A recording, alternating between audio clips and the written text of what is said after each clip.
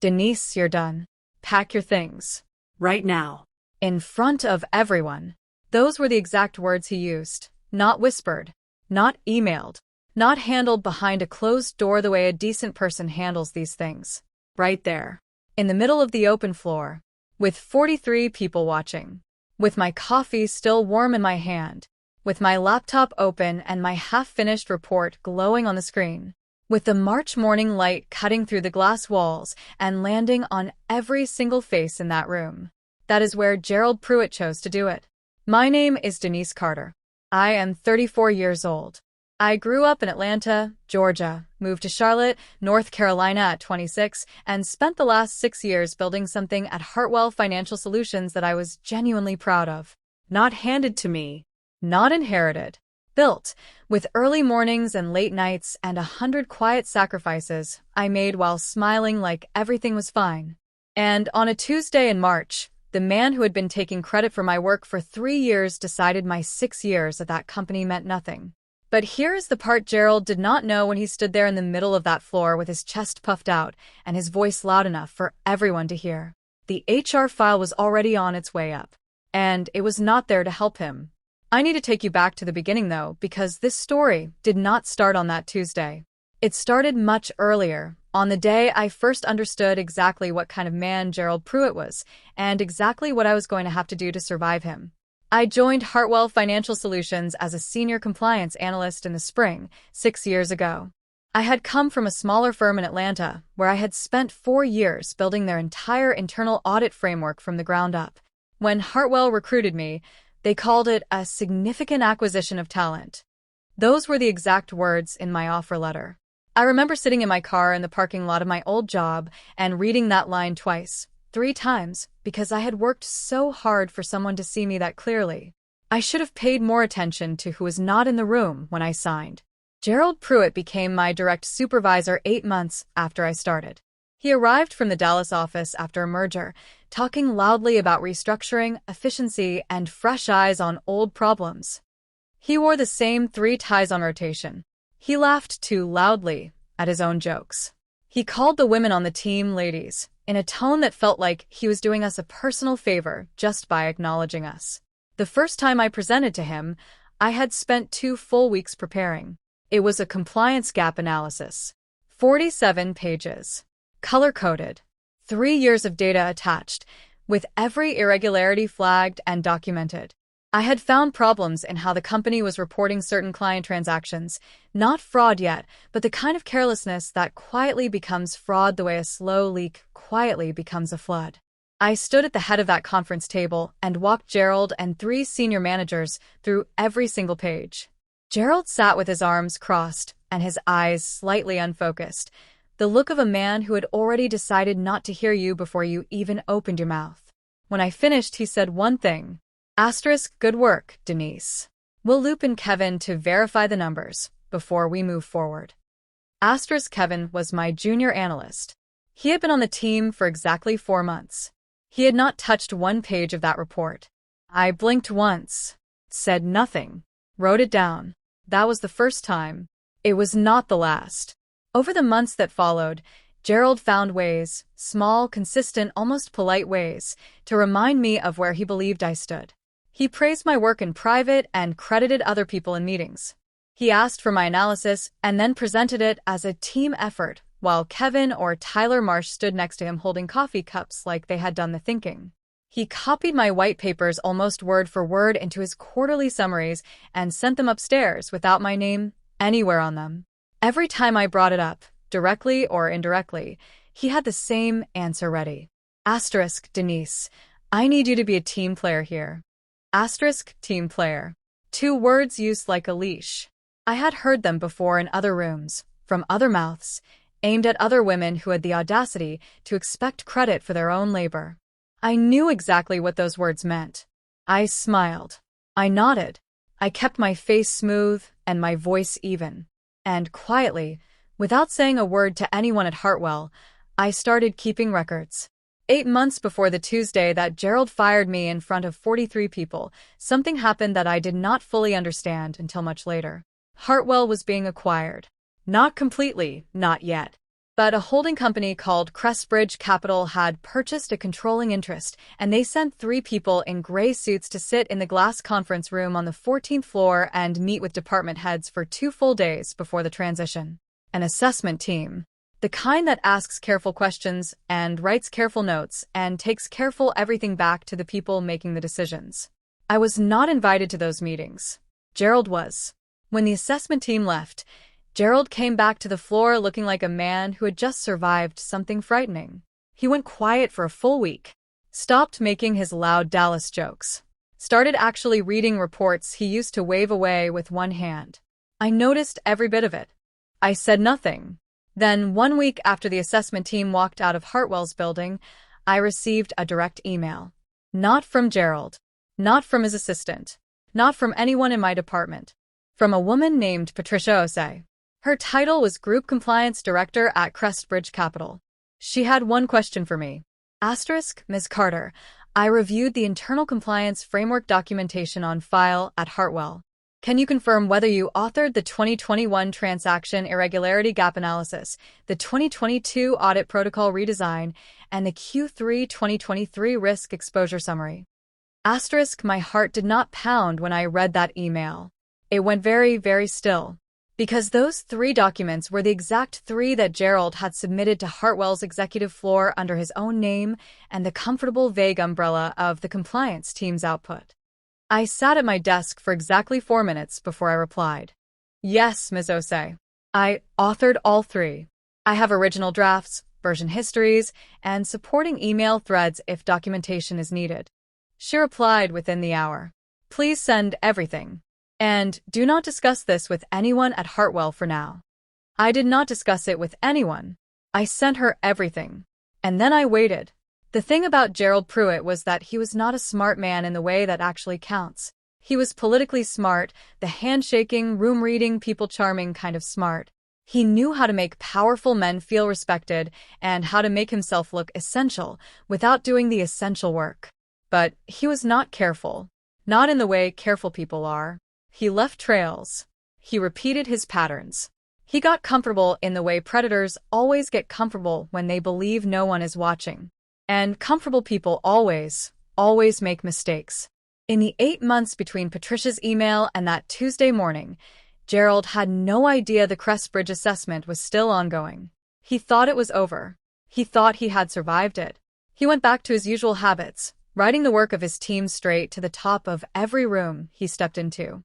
He started cutting me out of meetings I used to lead. He reassigned 2 of my junior analysts to report directly to him, citing restructuring. He handed a full vendor compliance overhaul, a project I had spent 4 months building from scratch, to Tyler Marsh, a man with 18 months of experience and a handshake that Gerald apparently found deeply reassuring. Tyler presented my project to the executive team in February. He did not do it well. He could not answer half the questions. He stumbled badly through the section on risk tiering because he did not understand the reasoning behind how I had built it, because I had never explained it to him, because he had no business presenting it. Gerald sat at that table looking more and more uncomfortable with every question Tyler could not answer. I was not in that meeting. I heard about it afterward from Claudette, our office manager, who had been pouring water in the back of the room and watching everything with the quiet attention of a woman who has seen too much to be surprised by anything. Denise, she told me, leaning close, her voice low. Tyler didn't know what he was talking about. Gerald looked like he wanted to disappear into his chair. There was a woman in a blue blazer, one of the executives. She kept asking questions and nobody could give her a real answer. I thanked Claudette quietly. I went back to my desk. I added every detail to my records. And that evening, I sent Patricia Osei a quiet update, exactly as she had instructed me to do. I want you to understand something about the Tuesday morning. Everything collapsed. I woke up knowing something was coming. Not because anyone warned me. Not because I had inside information. But because I had spent 6 years studying Gerald Pruitt the way you study something you cannot yet afford to confront, and I had memorized the look he wore when he felt trapped. The slightly too tight smile. The deliberate, performed cheerfulness. The way he moved through the office greeting people just a little too warmly, like a man working very hard to prove to himself that he is relaxed. When I walked in that morning and saw that expression sitting on his face, I felt something cool and steady settle in my chest. Like a held breath. I sat at my desk. I opened my laptop. I went back to the report I had been finishing and kept working. The floor was full. Tuesday mornings at Hartwell were always busy. Calls overlapping, keyboards going, people carrying mugs back and forth from the kitchen, the low and ordinary hum of a building doing its thing. At 9:47 in the morning, Gerald walked out of his office. He did not call me in privately. He did not send a message. He did not ask to speak with me. He walked straight to the center of that open floor, to the spot where my desk was visible to everyone in the room, and he stopped about 6 feet away from where I was sitting. Denise. Flat. Controlled. The voice of a man who has rehearsed something. I looked up slowly. And the room shifted around me. Not dramatically, not loudly, just that subtle change in the air that happens when 43 people quietly decide to pay attention to the same thing at the same time. I've made a decision, Gerald said. Effective immediately. Your position is being eliminated. I set my pen down on the desk. I did not speak. We're restructuring the compliance function, he continued. Your role is no longer necessary going forward. You'll need to pack your personal belongings today. HR has your termination paperwork ready, and I'll need your badge before you leave the floor. Not one word of that was about performance. Not one sentence contained a real reason, because Gerald could not say the real reason out loud. The real reason was that Patricia Osei had been asking questions about documents he had claimed to write. The real reason was that the Crestbridge acquisition review was actively continuing, and my name kept appearing in places Gerald had not put it. The real reason was that Gerald had calculated, badly as it turned out, that eliminating me publicly was safer than being exposed by me professionally. He believed that humiliating me in front of 43 colleagues would make me leave fast and quietly and not cause trouble on the way out the door. What Gerald did not know, could not have known because I had told no one, was that Patricia Osei had arrived at Hartwell's building at 9:15 that same morning. She was already upstairs on the 14th floor in a meeting with Hartwell's executive leadership team. And she had asked HR to bring a specific file to that meeting. A file about me. I stood up slowly. I did not grab my bag. I did not look around the room for support. I did not give Gerald the wide-eyed, crumbling reaction he had imagined when he rehearsed this scene in his head. I straightened my blazer. I looked at him with the most even, unhurried expression I have ever held in my life. Gerald, I said quietly. Is there documentation for this decision? He blinked. He had prepared for tears, for anger, for desperate pleading. He had not prepared for stillness. HR has your paperwork, he said again. Then I'll wait for HR, I said. And I sat back down. The floor went incredibly quiet. I could hear someone on a call in the back row slow down and stop talking. I could hear a chair roll slightly as someone shifted in their seat. I could feel the weight of every pair of eyes in that room trying very hard to look like they weren't watching. Gerald stood there for a moment like a man who had flipped a switch and was waiting for the lights to come on, and the lights were not coming on. He cleared his throat. Denise, I need you to. I'll wait for HR, I said again. Same volume. Same pace. Not 1 inch of movement. He walked back to his office. His footsteps were just slightly too fast. For 2 minutes, maybe 3, the floor existed in that dense and particular silence where everyone is pretending to work and no one is working. I typed steadily. Not because I was calm inside, my heart was doing something loud and complicated behind my ribs, but because I had prepared for this. Not this exact version of it, but a moment like it, and I had known for a long time that when it came, the person who stayed seated was going to win. I had a folder on my laptop. Password protected. 3 years of emails. Meeting notes with dates. Original document drafts with timestamps. Version histories that showed exactly who created what, and when, and from which machine. The email chains showing Gerald forwarding my work upward without my name on it. Performance reviews in which he had rated me meets expectations, while simultaneously submitting my frameworks and analyses as the foundations of his most important presentations. I had printed a physical copy and given it to my attorney 2 weeks before this morning. Her name is Renee Whitaker. She has practiced employment law in Charlotte for 22 years. She does not take cases she does not expect to win.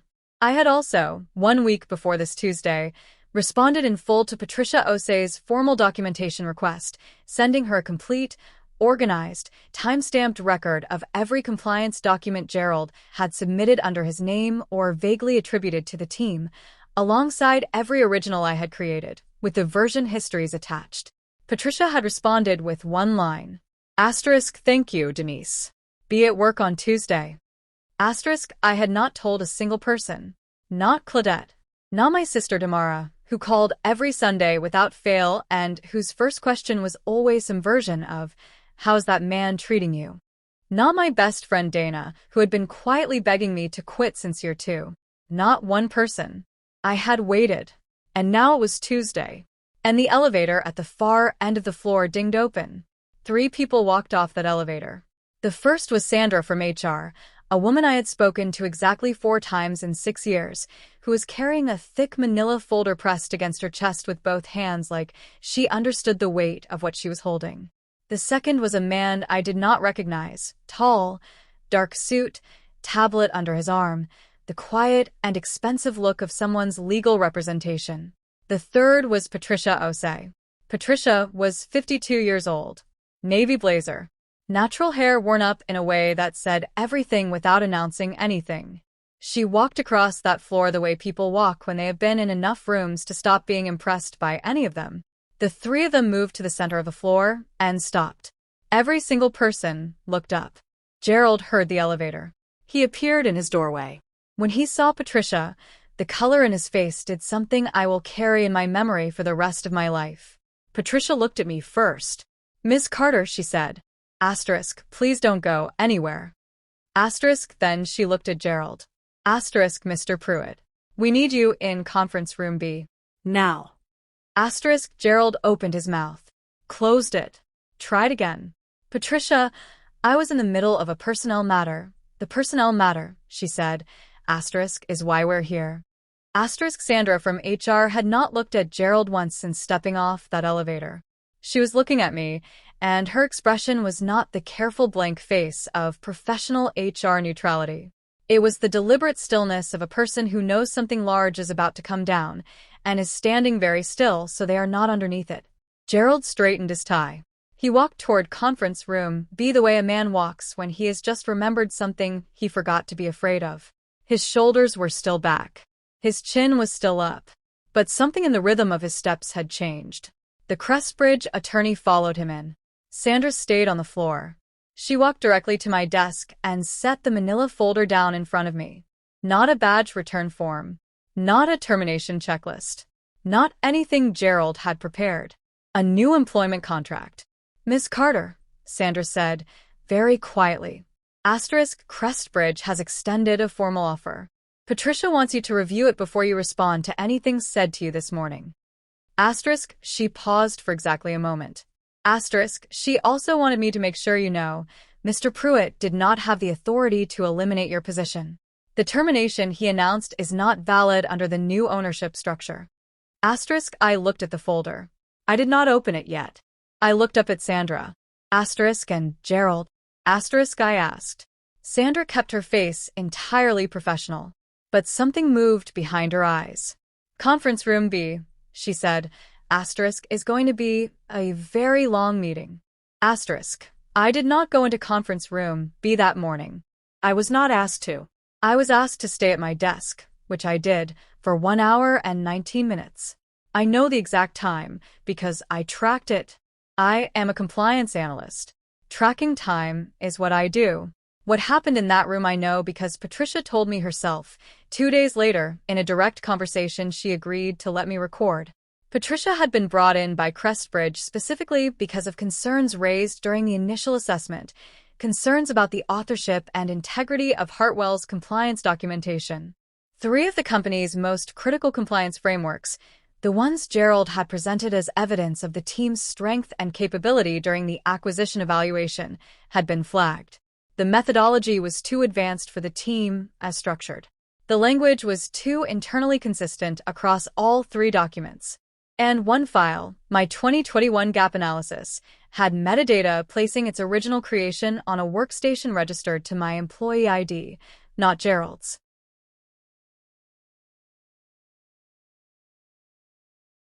That was the thing Gerald had not thought about when he took my work and put his name on it. Metadata does not lie. Timestamps do not move.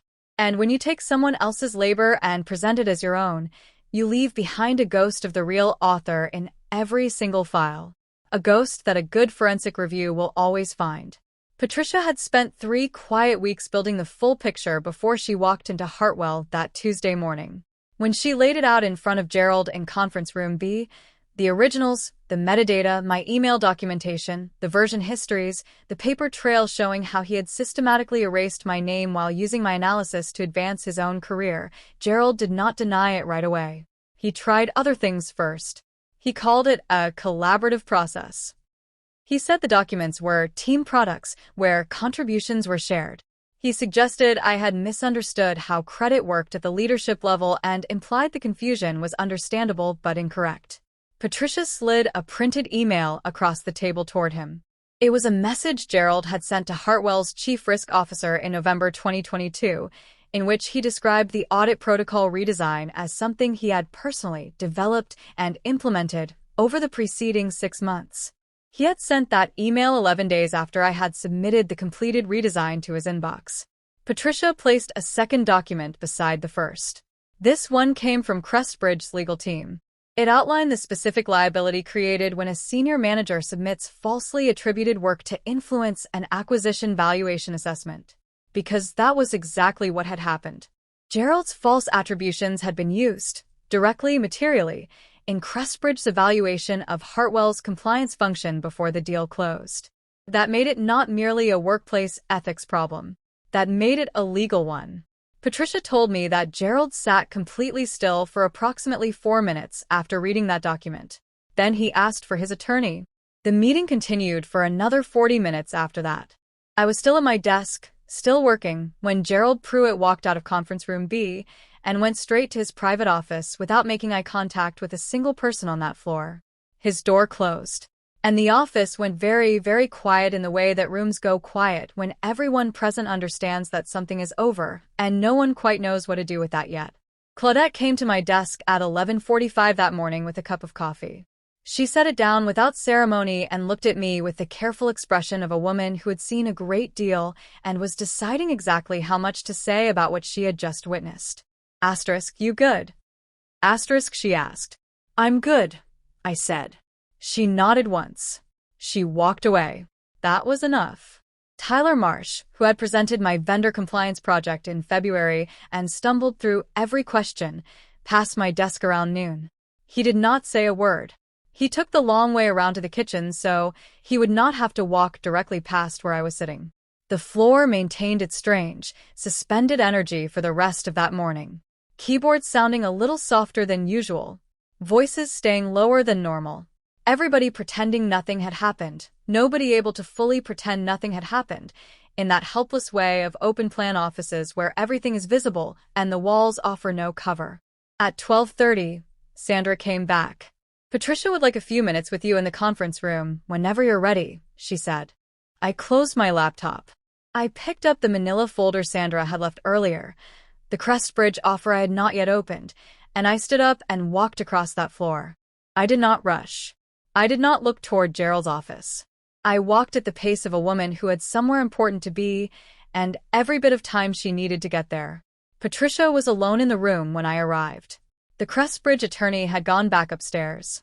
She stood when I came in.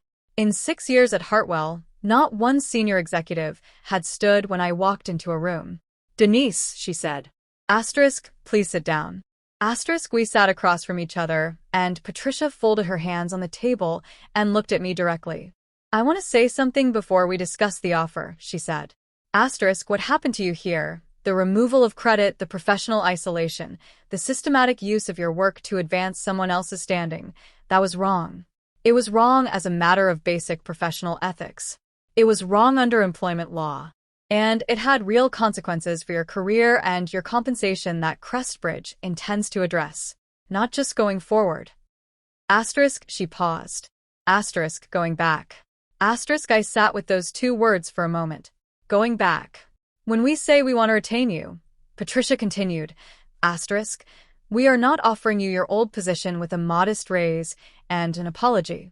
We are offering you the director-level role that your actual contributions have warranted for the last 3 years, at the compensation that reflects what you have genuinely been delivering. Asterisk, she opened the folder herself and turned it toward me on the table. The title at the top read, Director of Compliance Operations, Crestbridge Capital, Hartwell Division. The salary that followed made me breathe very carefully through my nose. It was not what I had been earning. It was not close to what I had been earning. It was what I should have been earning. There is also, Patricia said, asterisk, a back compensation provision. Our legal team calculated it based on the documented gap between your actual contribution level and your paid grade, using the records you provided. Asterisk, I did not cry. I want to be completely clear about that. I looked at the number. I looked at Patricia. I picked up the pen she had left resting on the edge of the table. And I said, asterisk, I'll have my attorney review this by end of week. Asterisk, Patricia came close to smiling. Of course, she said. I want to be careful about how I say what happened to Gerald Pruitt because this is not the part of the story where I celebrate. Gerald resigned from Hartwell Financial Solutions 12 days after that Tuesday morning. His resignation letter cited personal reasons and a desire to pursue other opportunities. That language was negotiated carefully, I was told, in exchange for certain formal agreements about what Crestbridge and Hartwell would and would not disclose. What I know is that he resigned. What I know is that every compliance document he had presented under his name or under the vague banner of the team was formally reattributed in Hartwell's internal records to the correct author. My name. I also know, because Patricia told me directly, that the full account of Gerald's conduct had been documented and included in disclosures sent to Hartwell's board, and that his separation agreement contained specific language about what would follow him professionally if he attempted to replicate what he had done at any future organization in a compliance leadership capacity. That last detail mattered to me more than any of the rest, because the problem with men like Gerald Pruitt is not only what they do to the one woman standing in front of them. It is what they keep doing in the next building with the next woman who works twice as hard and watches someone else take the credit and is told to be a team player and adjusts and absorbs and waits because she has not yet found a way to stop them. I did not want Gerald to simply walk out of Hartwell and do the same thing somewhere else. He will not. Not without someone knowing exactly what he is. On my first Monday as Director of Compliance Operations, I walked into Hartwell Financial Solutions through the same glass doors I had walked through for 6 years. The lobby looked completely the same. The same abstract art on the walls. The same security desk. The same elevators with their slow, patient dings. I took the elevator to the 14th floor. Not the 9th. The 14th. The executive floor. I had a corner office with a window that faced east and caught the morning light in a way that filled the whole room for about 45 minutes every day. I know this because Claudette told me the morning she came to help me get settled in because Claudette had transferred to support the compliance director position, which was the only thing I asked for in the negotiation that was not about money or title. She had been watching that office floor for 11 years and she knew everything about it, and I needed someone beside me who I could trust completely. My first official act as Director of Compliance Operations was to submit a formal request for a full internal audit of every compliance document presented to the executive team by the previous department leadership over the prior 4 years. It was a quiet request. Professional. Precisely worded. The message it sent was not quiet at all. Every person on that floor understood what it meant. I was not adjusting anymore. I was not making myself smaller. I was not being a team player in the particular way that phrase had been used against me for 3 years like a way of keeping me in place. I was in charge now. And the work that had always been mine had finally, formally come home. My sister Tamara called me the Sunday after my first week in the new office. She calls every Sunday. She has called every Sunday since we were teenagers sharing a bedroom in Atlanta, and she has never once missed it in 20 years. So, she said, asterisk, tell me everything. Asterisk, I sat on my couch with my feet tucked under me and my coffee on the side table, and I thought about where exactly to start. I thought about the 2021 gap analysis. I thought about Patricia Osei's email arriving in my inbox like something I had not known a hope for. I thought about Gerald's face when she walked off that elevator. I thought about sitting at my desk for 1 hour and 19 minutes, typing steadily, while the rest of the floor quietly fell apart around me. I thought about Renee Whitaker calling me after she reviewed the Crestbridge offer and saying, in her completely dry and matter-of-fact way, Denise, this is the cleanest case I've seen in 22 years. Do not let them negotiate you down a single dollar. I did not let them negotiate me down a single dollar. Tamara, I said. You know how you always told me I should have said something sooner? Every year, she said. Every single year I told you. You were right and you were wrong at the same time, I said. I should have started documenting sooner. But I should not have spoken sooner. Because the moment you speak up without evidence, they call you difficult. They call you emotional. They call you a team player problem. But a folder full of time-stamped, organized, airtight documentation? That speaks for itself in a room full of executives and attorneys. It doesn't need me to convince anyone of anything. It just needs to exist. Tamara was quiet for a moment. So the lesson, she said, is keep receipts. The lesson, I said, is that a quiet woman with documentation is the most dangerous thing in any room. She laughed at that, the real kind of laugh that goes all the way back to childhood and does not need any explaining.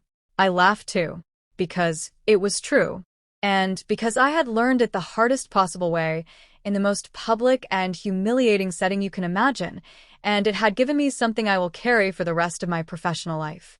Silence is not weakness. Patience is not surrender. And the woman who keeps her face perfectly even while she is quietly, carefully, methodically building her case, she is absolutely not the one you want to underestimate. I'm not telling you this story to celebrate what happened to Gerald Pruitt. Gerald Pruitt's life is not my business.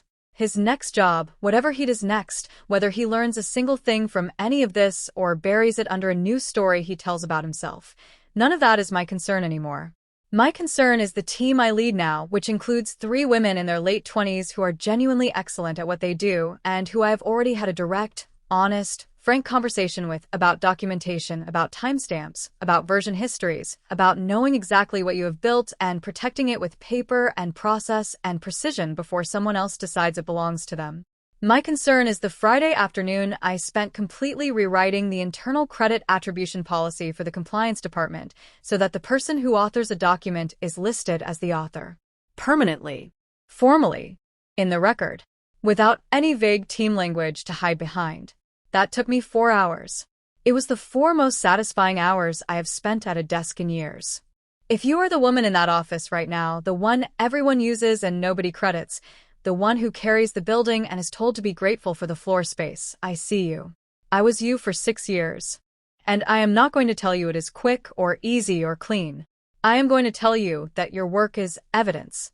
Every document you create, every analysis you build, every framework you design, and every system you improve, that is evidence of exactly who you are and what you bring to that room. Protect it the way it deserves to be protected. Save the originals. Keep the email threads. Screenshot the timestamps. Know the version history. Because one day, someone in a navy blazer is going to ask who really wrote that report.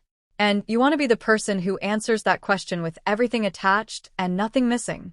You want to be the person who can say, calmly, without raising your voice, I have the original. I have the version history. I have the email chain. I have the timestamp. Would you like to see it? That is how this story ended quietly.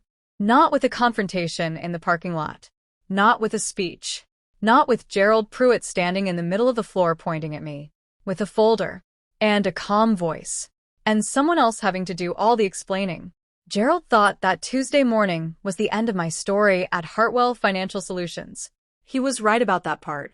It was the end of my story as the woman he could take from. It was the beginning of everything else. I sat at my east-facing window on my 3rd week in the new office and watched the morning light come in across the Charlotte skyline. The same city I had been looking at for 6 years. The same streets, the same buildings, the The same completely ordinary Tuesday morning life playing out 14 floors below me. But the chair I was sitting in was different. The view was different. And I was different, not in the way that needs a cinematic moment or a speech or someone clapping. Different in the way that something becomes itself when it finally stops having to pretend to be smaller than it is.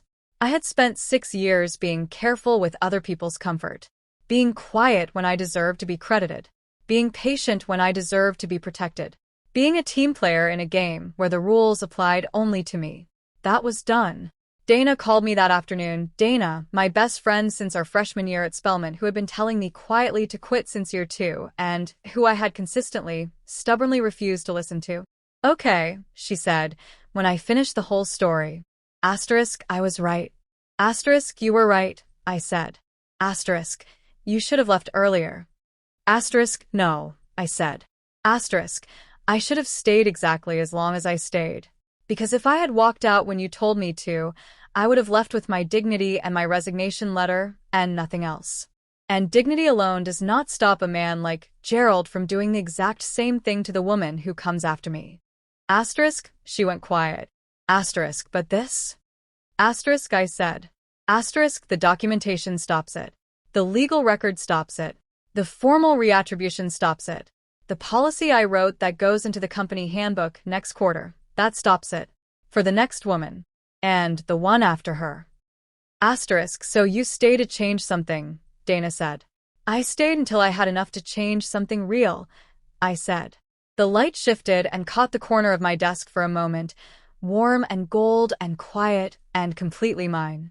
I had not done anything loud. I had not confronted anyone publicly. I had not announced a victory. I had not posted about it or made a scene or delivered the speech I had practiced in my head on 100 drives home from work. I had sat at my desk on a Tuesday morning while a man tried to end my career. And I had simply waited. Because I knew something he did not know. Patricia Osei was already in the building. And I had already sent her everything. The rest of it was just paperwork. My brother Jerome said I was too proud to ever survive corporate America. My mother said I needed to learn how to be more flexible with people in power. My old college roommate told me I'd spend my whole life being overlooked, and I needed to just accept that. My father said I worked too hard and got too little, and that was just the way it was going to be. Not one of them was in that conference room when the folder landed on the table. If you have stayed with me this far in this story, truly, thank you.